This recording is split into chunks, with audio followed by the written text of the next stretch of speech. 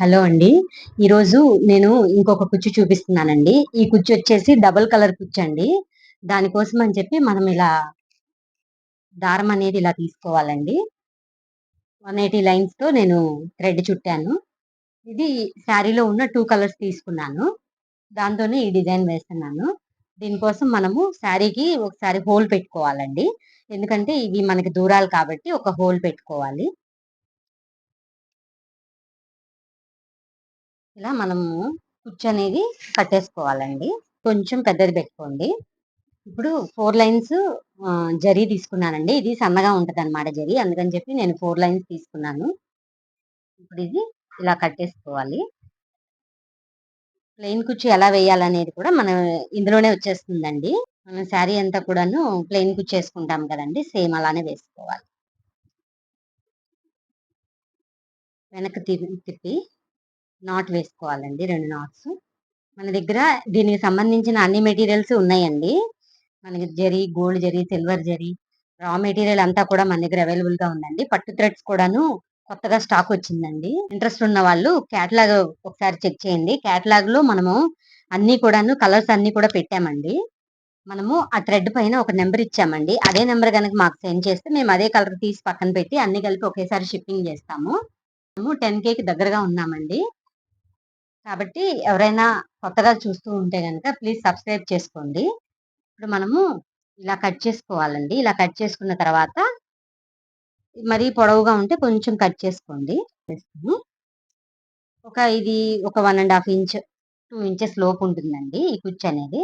ఇప్పుడు ఇంకో కలర్ ఉంది గదండీ! దాన్ని ఇలా తీసుకొని దీని పైన హోల్ పెట్టుకోవాలండి. ఇది 2 కలర్స్ శారీస్ ఉంటాయి కదండీ! దానికి బాగా యూజ్ అవుతదనమాట. అంటే కొంతమంది మెటీరియల్ ఏసుకోవడం ఇష్టపడరు కదండీ! అలాంటి వాళ్ళకి స్టైల్‌గా ఉంటది. నీట్‌గా గూడా ఉంటదండి. చూడటానికి కూడా చాలా బావుంటుంది. ఈ డిజైన్ అనేది. ఇలా హోల్ పెట్టుకొని మనము ఇందులోకి ఇలా తీసుకోవాలండి. ఇలా తీసుకొని ఈ గ్రీన్ కుచ్చుంది కదండీ! దీని మీదకి ఇది ఇలా ఉండేలాగా కట్టుకోవాలండి.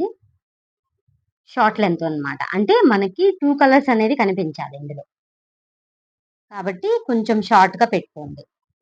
ఇప్పుడు ఇలా తీసుకున్న తర్వాత ఇది అన్నిటికి కలిపి మనము ఇలా ముడి వేసుకోవాలండి. కింద పైన మొత్తం కలిసేలాగా, లోపలున్న గ్రీన్ కుచ్చుకి కూడా కలిసేలాగా కట్టుకోవాలండి. ఇలా కట్టేసుకొని, ఇట్లా వెనక్కి తిప్పుకొని, ఇందాక వేసాం కదండీ! సేమ్ అలాగే మనం ఒక నాట్ వేసుకోవాలి. ఇలా నాట్ వేసేసుకొని, ఈ థ్రెడ్ అనేది కట్ చేసేసుకోవాలి. ఇది కూడాను మనము కట్ చేసుకోవాలండి. కొంచెం అంటే ఈ గ్రీన్ కుచ్చు కన్నా కొంచెం తక్కువ కట్ చేసుకోవాలి. ఇప్పుడు ఈ పింక్ వరకు పైకి తీసుకొని, ఇవన్నీ ఈక్వల్‌గా కట్ చేసుకోవాలండి.